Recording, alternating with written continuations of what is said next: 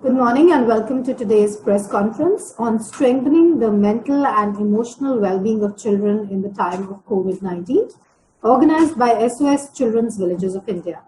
Thank you for taking the time out to be with us. And if you miss anything, please don't worry. A recorded version of this press conference will also be available. We have with us Mr. Sumant Thakkar, Senior Deputy National Director, SOS Children's Villages of India. He'll be talking about adverse consequences on children and adolescents that the lockdown has brought with it, and several initiatives taken by SOS to protect and strengthen the mental and emotional well-being of children at the institution.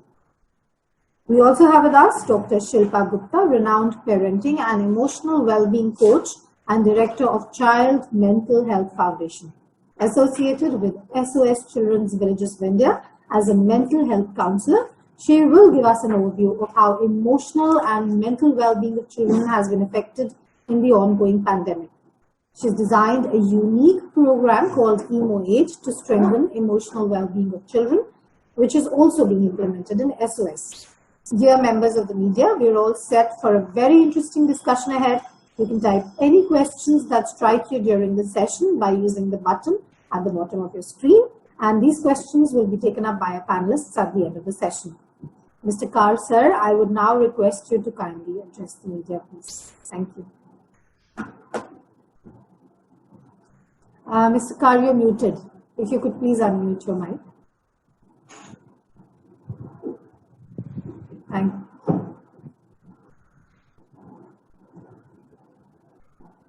So good afternoon, everyone, and welcome to this session, and thanks for joining. I will be sharing about SOS Children's Villages and its work in the field of mental health.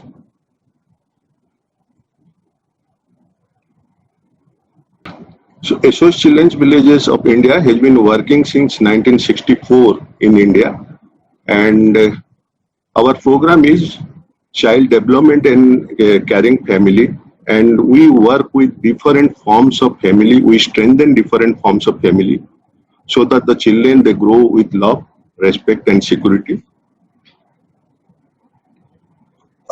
We are currently working in 32 locations in 22 states, and more than 24,000 children are supported under this program.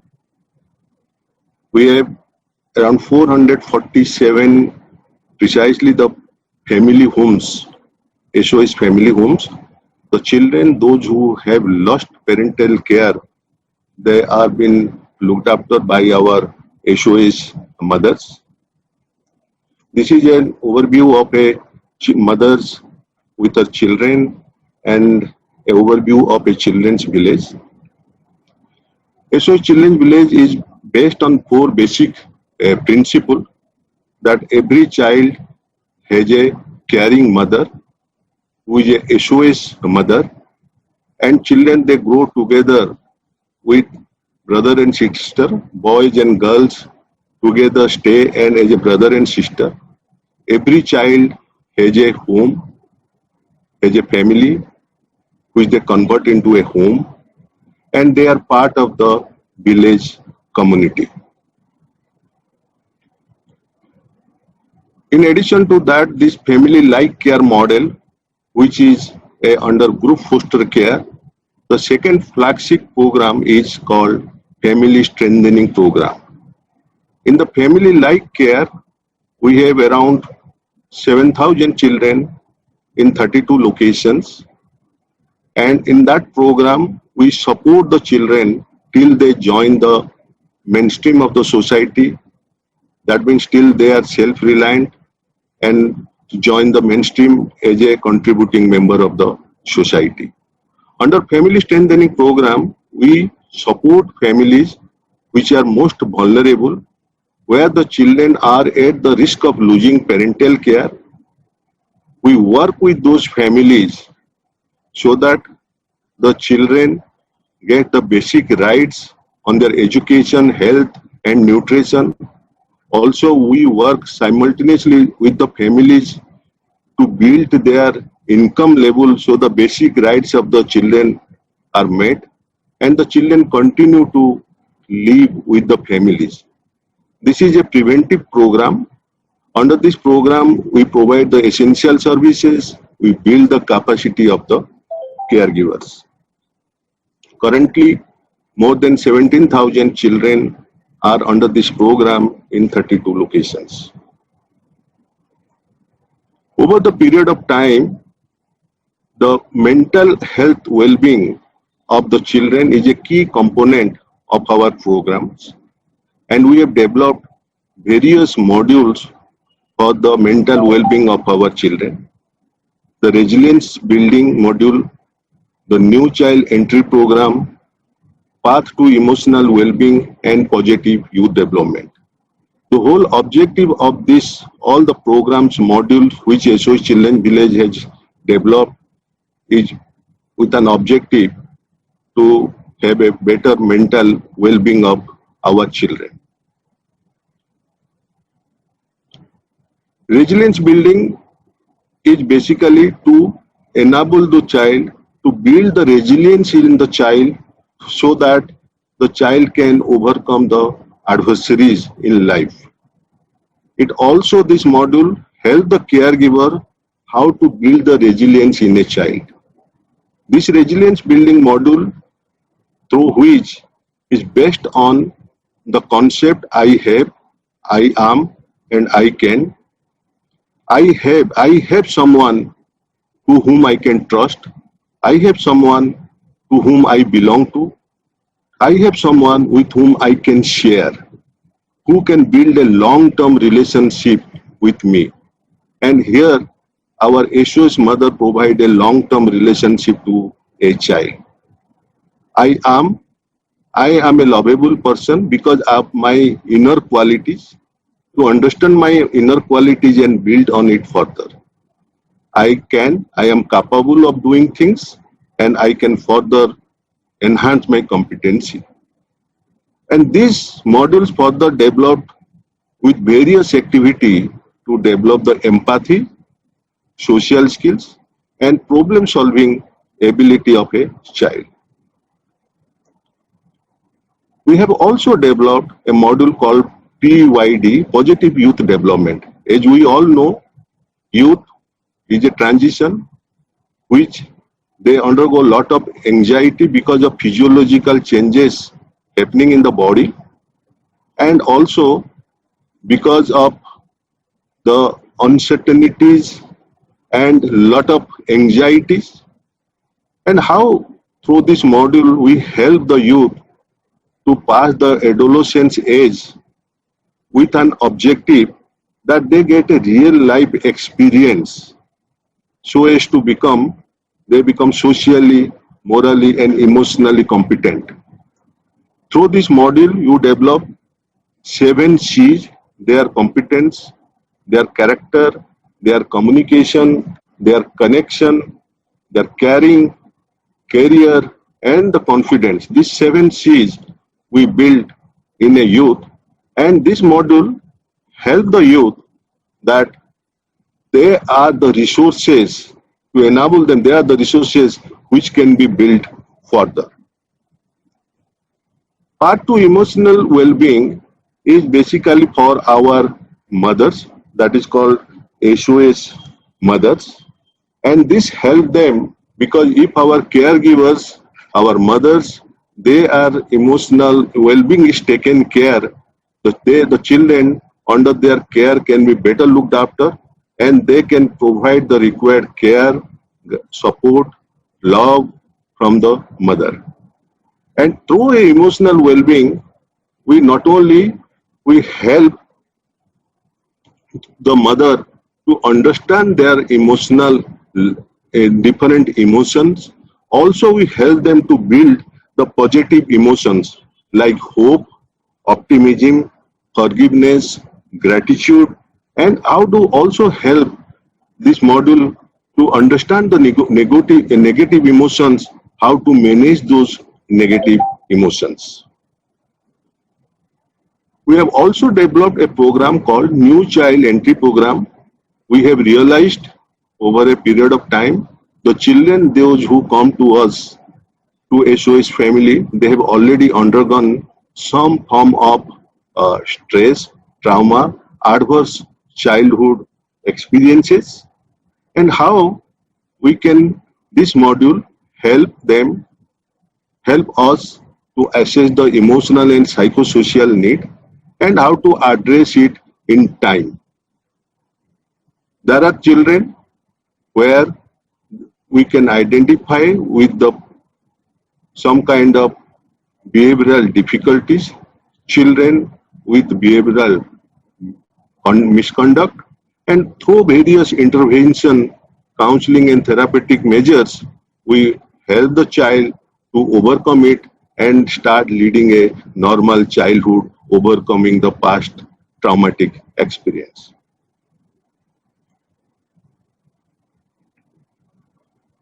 Particularly, if you look at October 10th, which is celebrated as a mental well-being day, health day, and this year it has its more significance because of COVID-19 pandemic. And in SOS Children's Villages, we also did series of activities, not only for our children, those who are in family life care, also for the children in our family strengthening program. As I said, we have around 447 family homes and 7,000 children are supported under family life care. Around 17,000 children in 9,000 families in the community from the most vulnerable section of the societies, they are also supported under the programs. So we did a series of activities where Dr. Nimesh Desai from the Institute of Human Behavior and Allied Science, he did a series of activities and sessions for our mothers and caregivers. Dr. Jayanti Narayan from National Institute of Mentally Handicapped, they are also, she did a lot of series of activities for our children and mothers. Dr. Sara Bhaskaran also, we did a special program on developing psychological resilience during this exigent time, where we talked about relationship dynamics, understanding of the self, and how we can have an introspective parenting during this COVID time. What we saw is that during the COVID and particularly during the lockdown period, our attempt was how best and how could we maintain the normalcy in the routine of a child. So various online activities and indoor activities we did for the children to help them to maintain as far as possible close to a normal routine. Similarly, with our caregivers, we did a lot of activity to ensure that, because they are the one who all the time with the children and little bit of possibility to moving out of their family homes or outside the projects because of the lockdown, how can they take care of their own mental health? Similarly, in the community, we also saw there are a lot of people, those who have lost their livelihoods. There are issues on the migrations. There are also the issues the children do not have the possibility of going out and play and also going to the schools. And they are particularly the social groups, the social network, which always keep a child happy, which got disrupted. However, during this period, while we are working with the caregivers to ensuring the at least the nutrition, food and nutrition aspects are taken care during the lockdown period, simultaneously we work with the caregivers through a mobile interactions where every day they used to send some kind of in local language 1 or 2 words which was explaining how to take care of their mental health, their own, and also engage joyfully with the children. This was a challenging time, and mental health and well-being of the children, mothers, our caregivers, and also the co-workers are equally important. If you want to keep our mental health of our children in good shape, then it's important to have the mental well-being of the caregivers and our co-workers. And only when we holistically try to achieve it, then we can provide a loving and caring family to every child so that no child is alone. Now SOS Children's Villages of India has developed a module called Emotional Wellbeing EMOED, and Dr. Shilpa Gupta, is the expertise. With her help, we are trying this concept in our SOS families, which will also like to take it out our families in the community. Now I request Dr. Shilpa Gupta to talk more about the EMOED. Over to Dr. Shilpa Gupta. Thank you, sir, so much.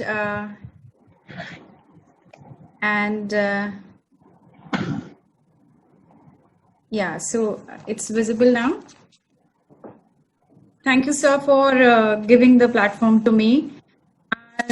Today's topic is strengthening the mental well-being of children in COVID times. And as Sir Sumantakar sir has rightly told, that if we take care of the well-being, many other results get created, the productivity, the well-being, and how it then shows in daily lives. I will just take you through that journey now.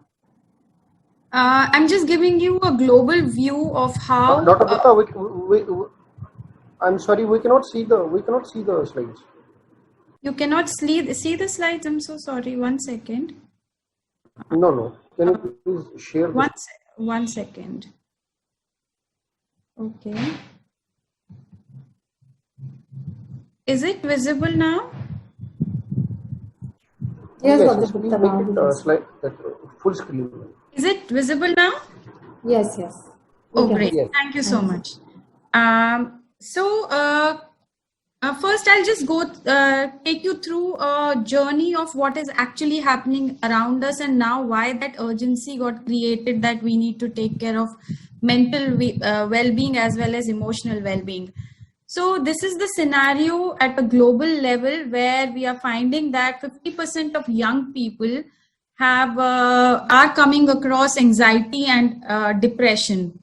Coming to the Indian scenario, in the National Mental Health Survey, that is NMHS, conducted in 2016, reported the prevalence of mental disorders in 7.3% among children aged 13 to 17 years, and it is similar in both genders. The prevalence rate keeps on increasing with each passing year. The current situation of pandemic has only made mental health conditions worse. Not only have symptoms increased, there is also a shift in the population showing mental health concerns. The NMHS has found that the symptoms of anxiety, stress, depression were highest in the age group of 40 years and above till 2016, but now the scene has changed. In recent study conducted, that the age group of 21 to 25 years showed the highest symptoms of stress and anxiety, and most depressive symptoms were found in the age of 15 to 35 years. Now, this is our young generation we are talking about. The impact is not only seen in India, but the trend is observed worldwide. Another study showed that 584 youth were enrolled for that study, out of which 40% were found to be prone to psychological problems, and nearly 14% showed post-traumatic stress disorder symptoms. Again, a study conducted by Child's Right in You, an NGO in India, showed that 50% of parents have reported that their children have become more agitated and anxious during this lockdown time. Now, what is mental health? We keep talking about mental health, but for a common man, what is important for us to understand that mental health is divided into three parts: the cognitive, emotional, and the behavioral part. And of all these components, during the pandemic, what has been observed, it is the emotional well-being that is most impacted. In fact, the recent studies reveal that onset of the coronavirus pandemic has led to 74% drop in the overall emotional well-being. Another study has showed that the negative emotions have increased and less of positive emotions are felt by children and adolescents. Keeping in mind this uncertainty of ongoing pandemic with no surety of when it would come to an end, in fact, our Supreme Court also described that the fear and panic induced by people due to COVID-19 virus has more danger than the virus itself. And if you observe, I've highlighted all the emotions that we are experiencing. It is not talking about mental illnesses, mental disorders. Again and again, the studies are showing about emotions. Let's just go understand it a little more. What are the common stressors? Now, let's divide it into 3 categories. The environmental factors, now living in an unsafe space or an unhealthy space, receiving care with low quality childcare setting, or lack of resources in a community, or lack of policies that support families and children. Now, these were scenarios before COVID. What has happened now is this, like the uncertainty related to education, job aspects, shutdown of schools and universities. Children are not able to plan if they have to attend certain classes, work on certain projects, get more exposure, get more skill sets. All these uncertainties are increasing for the children, and the teaching is not very clear online. Though the teachers are trying their best, but teachers cannot are not present to solve the doubts of the kids. Then there is network issues, the connectivity issues. Although classes are happening online, there is no set routine. There is lack of motivation and to follow by the child, or even to study. They get tensed because syllabus is getting accumulated, but they don't want to study. Now there is a break in the continuity of the learning of the children and adolescent. Then they are also deprived of the most common ground of social interaction. There was a time before COVID when you would see that young adults and adolescents are habituated of staying out of their homes, and they attend the classes, but now they are restricted in the 4 walls, missing significant life events of graduation, sharing, communication, even physical touch, homecoming. There's so many restrictions that have led to the negative emotions. Now, lack of connect and social contact makes whether it is child or an adult, makes them feel lonely. Lack of personal space and feeling overwhelmed with constantly having same people around in a restricted space. They feel misunderstood and less appreciated.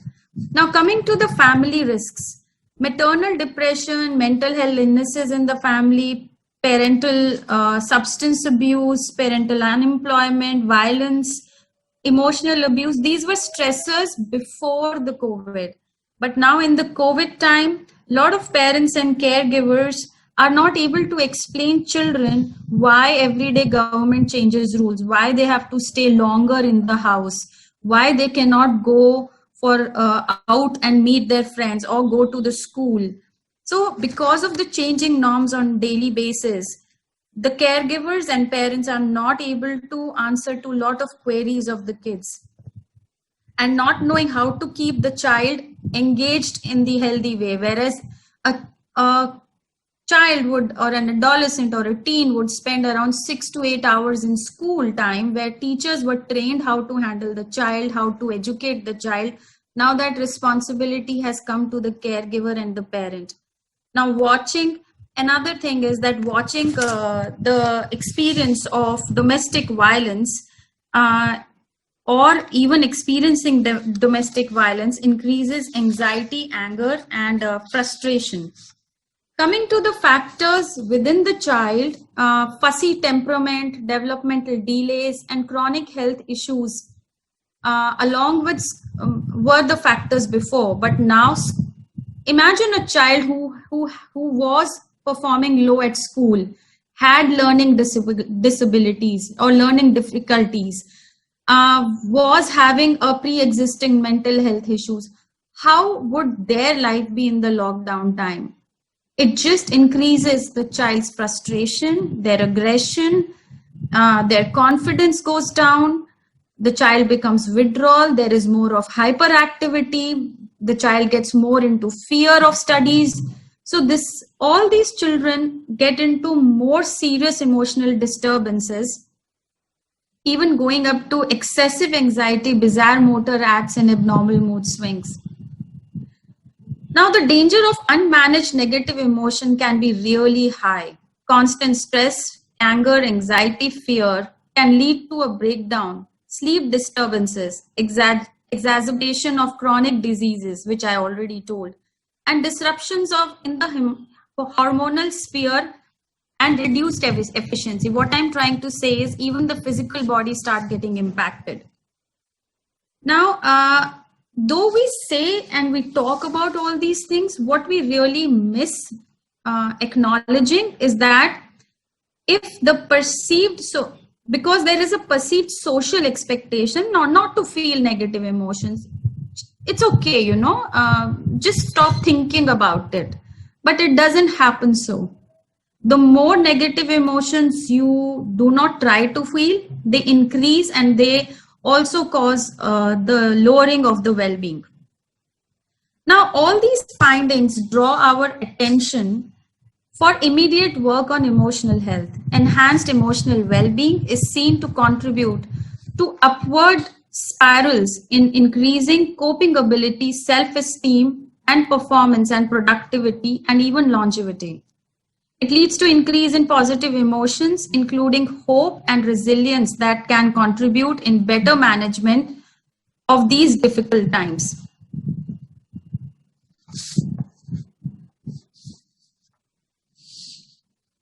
Now, a benefit of working with emotional well-being is that people are more accepting when it comes to working on their emotions. A study in Scotland showed that whether it is children, whether it is adults, there is a comfort of, working on the psychological and emotional well-being because they equated it with mental health and illness. It is also easier to work on emotional health as compared to mental health as a whole, indulging in some simple mindful practices, self-care, and self-awareness practices that can enhance the emotional well-being. Have you ever thought, how do I take care of my emotional well-being? When for generations we have only learned to take care of the physical health. Since childhood, kids and adolescents are taught to have first aid kit at home. That includes Band-Aid, paracetamol, cotton, Savlon, bandages, ointments, painkillers. No one goes to a doctor for small cuts, bruises, and fever. In contrast, no one has ever taught them, I mean the kids, what to do when they experience a particular emotion that is making them feel uncomfortable, or what to do when they are hurt emotionally.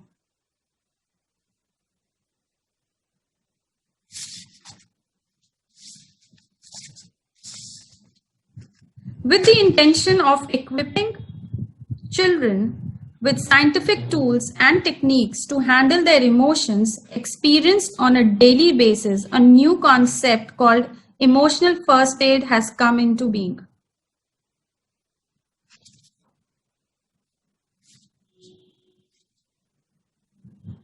This new upcoming concept of emotional first aid is like a complete package of the above mentioned things that equip an individual with several scientific techniques to regulate their emotions better and enhance their effectiveness to deal with the problems at hand, thus enhancing the emotional well-being. It focuses on building your it actually If you see, it is okay. I'll come to that point later. It focuses on building the emotional first aid and deal the emotions better with a wide range of emotions experienced on daily basis.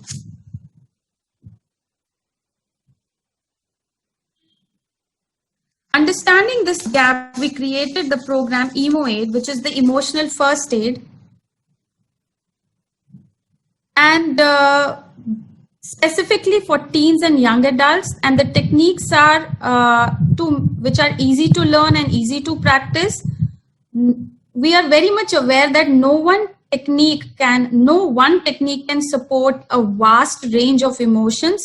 Therefore, many stabilization techniques have been taken from different therapies and are introduced in the emotional first aid kit. Here, I would like to acknowledge SOS Children's Villages and Sumanta Karsar for having a vision to enhance emotional well-being and emotional health capacity of children in SOS Children's Villages. It will make children more resilient in this fragile and vulnerable world.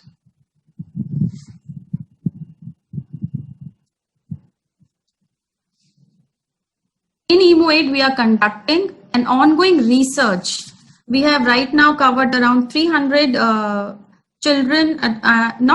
teens, young adults and adults, and more than 150 teens and young adults. And we are conducting an ongoing research on effectiveness of this program, Emotional First Aid. The results have indicated that there is statistically significant decrease in the stress, anxiety, and depression symptoms experienced by the participant after attending the program. They also show an enhanced sense of well-being and self-efficacy, how they are dealing life, how they perceive life, how they behave with people around them, their productivity. All that is showing a statistically significant improvement. The findings are maintained when the participants are followed up for a span of 3 weeks after completion of the program, indicating that the results are maintained after the program. Clinical findings and sharings also indicate greater experience of stability and ability to handle situations. The participants could notice change in their emotional state instantly as they practiced the technique, and they learned experientially in the program.